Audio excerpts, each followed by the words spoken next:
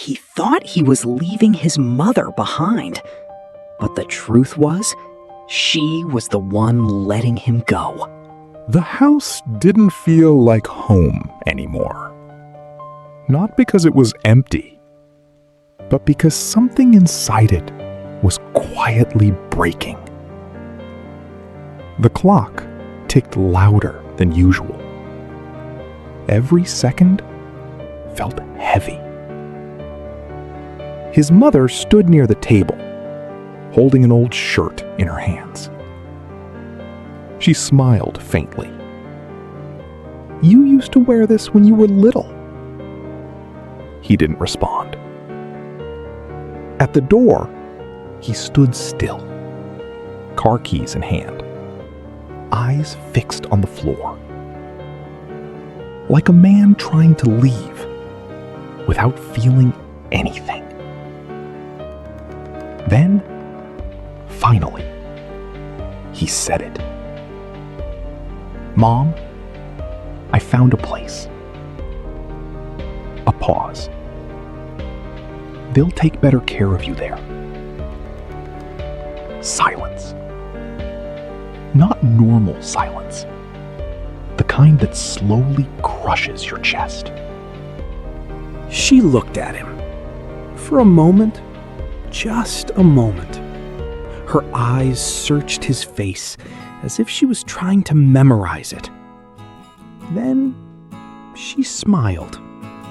Soft, gentle, painfully calm. "Of course, my son." A small pause.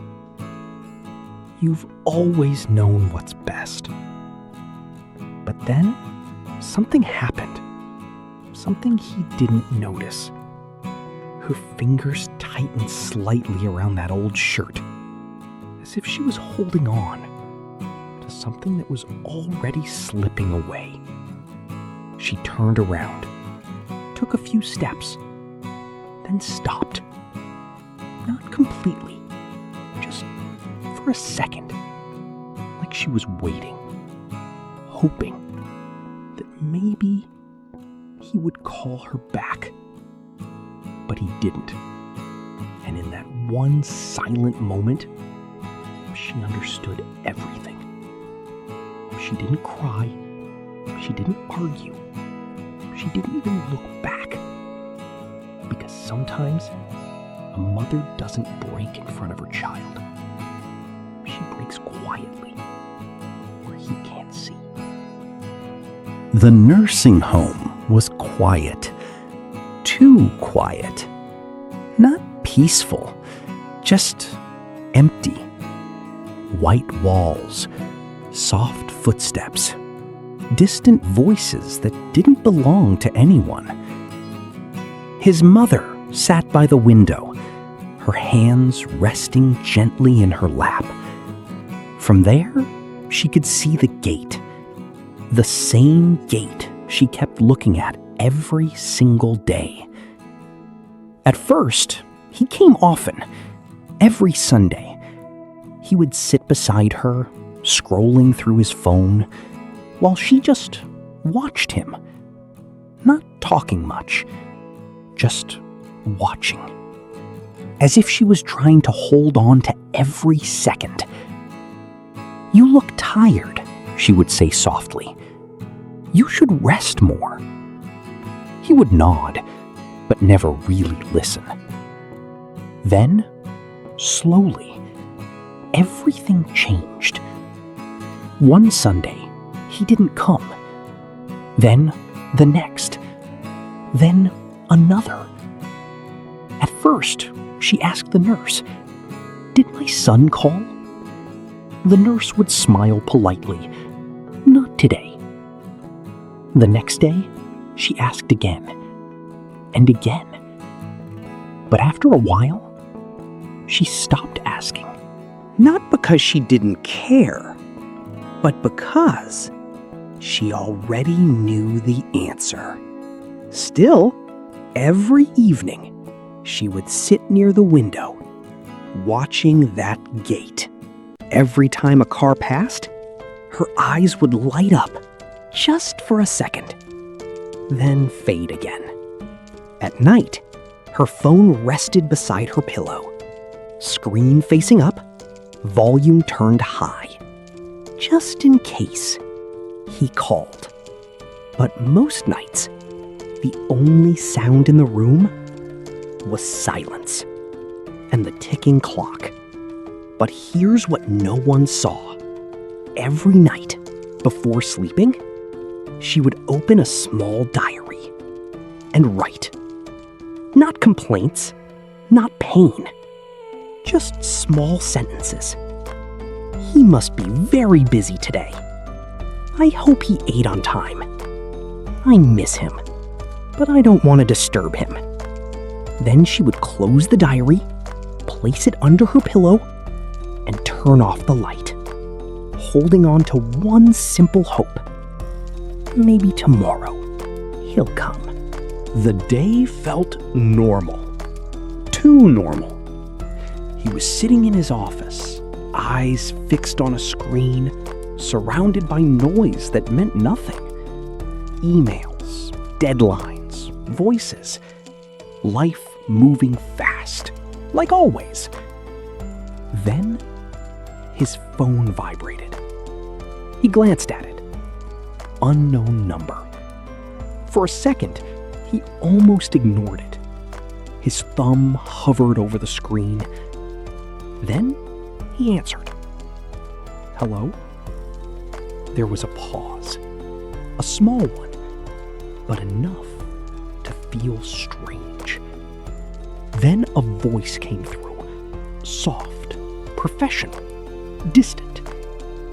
We're calling from the nursing home. His body went still.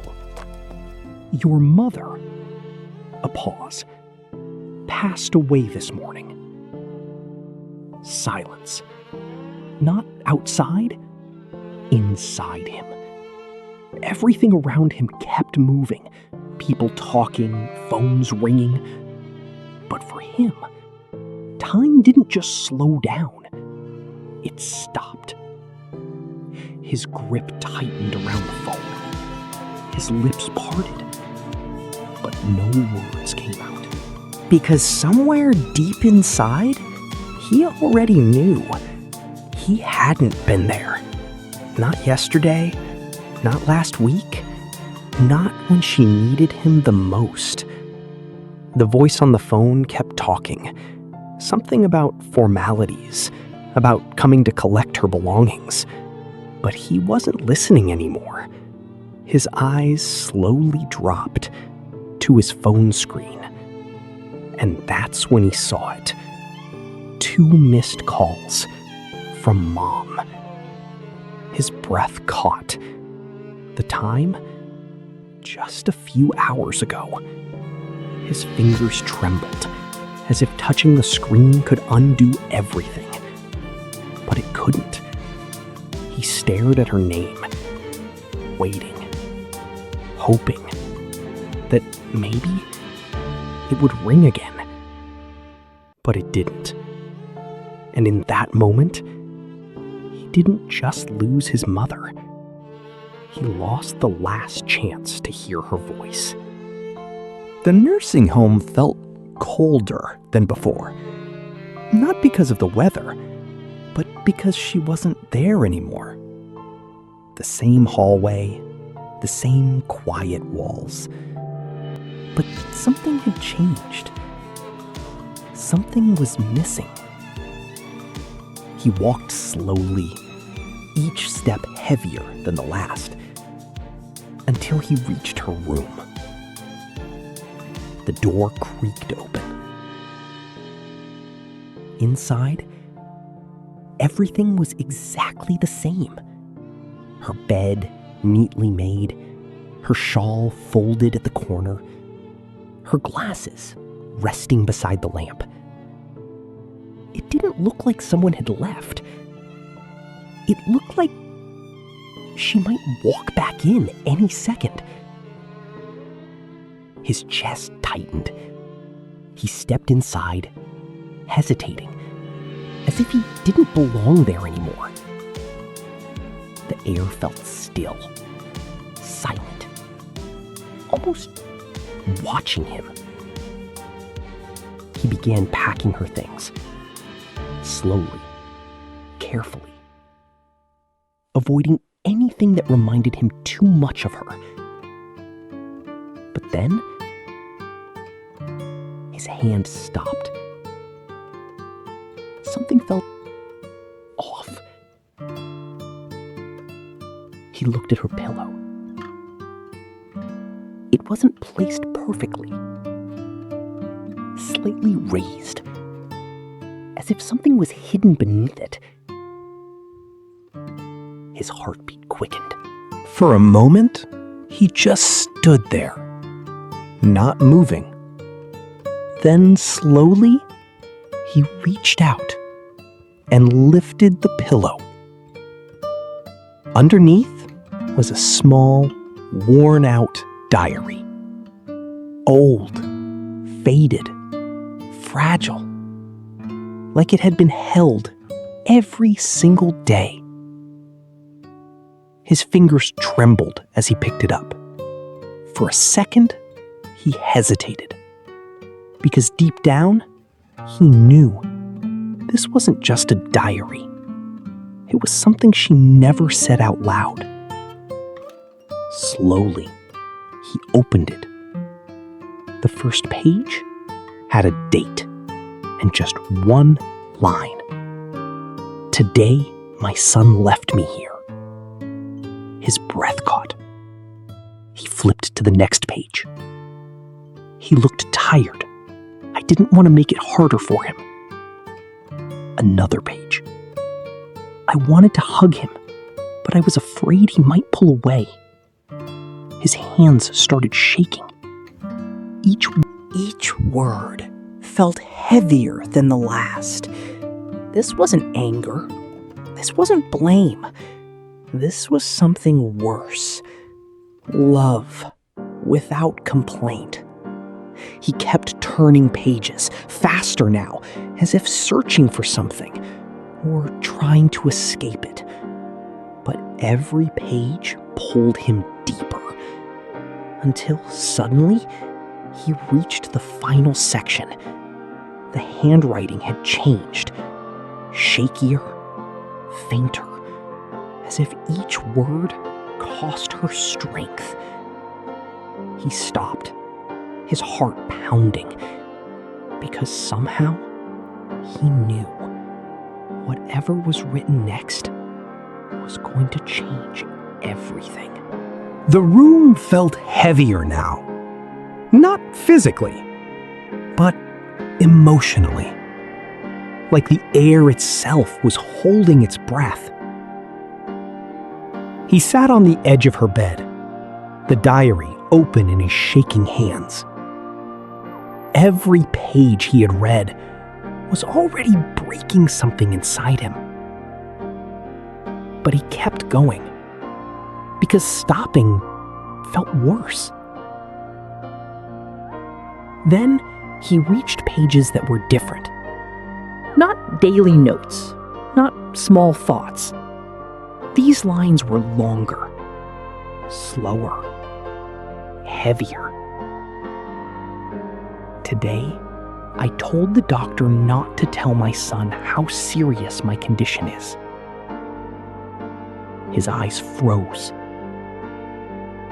I don't want him to carry guilt while I'm still alive. His throat tightened. He kept reading. He thinks he sent me here, but I asked for it myself. Silence. The words didn't make sense at first. Then they hit him. Hard.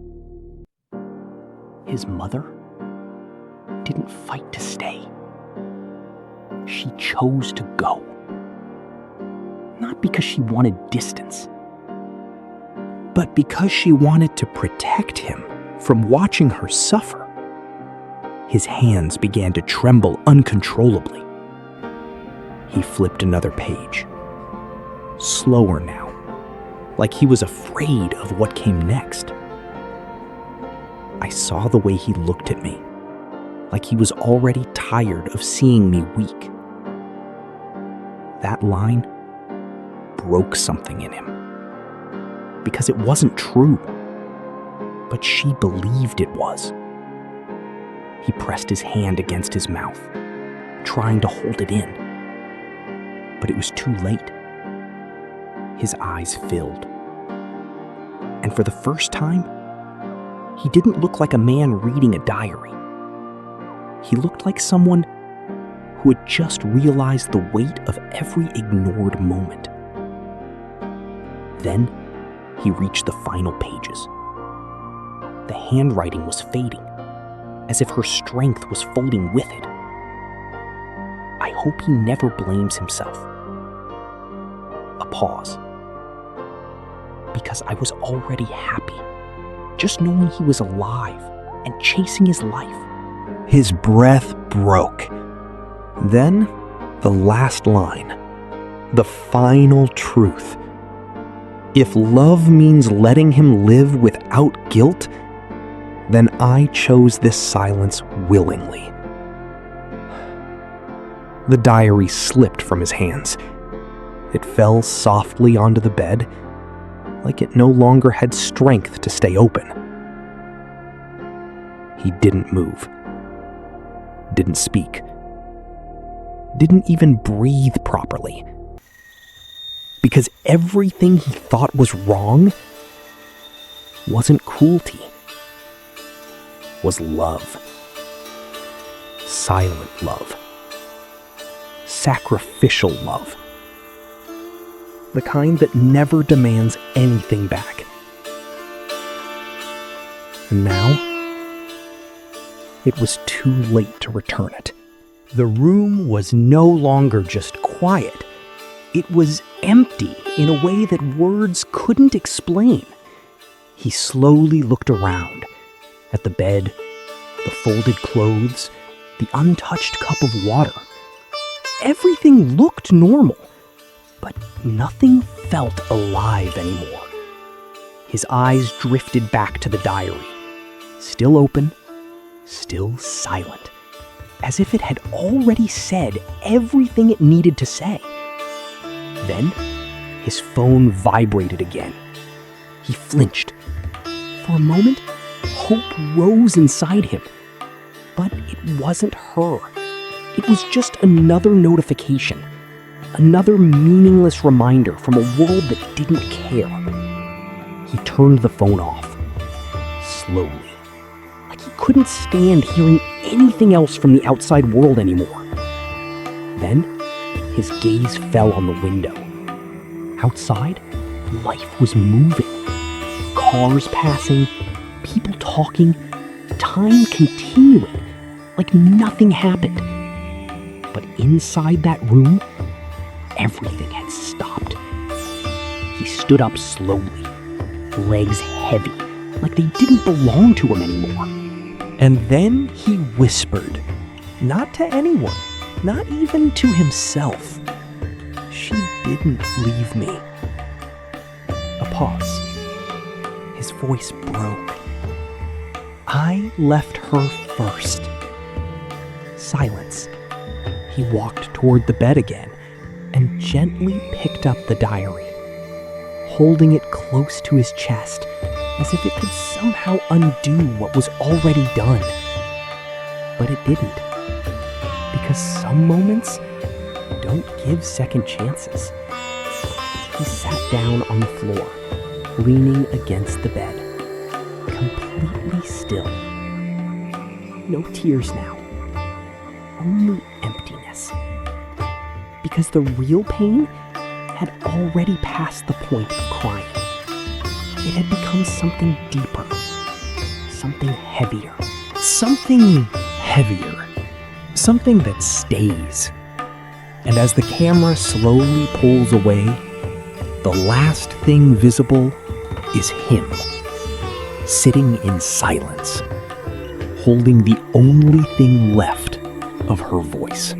Sometimes, love doesn't end when someone dies. It ends when we realize we stopped listening while they were still alive. This story made you feel something. Doesn't scroll away. Subscribe to Hidden Tear for more emotional stories that stay with you long after the end. Because sometimes the deepest tears are the ones no one sees. Turn on notifications. You never know when the next story will break your heart again.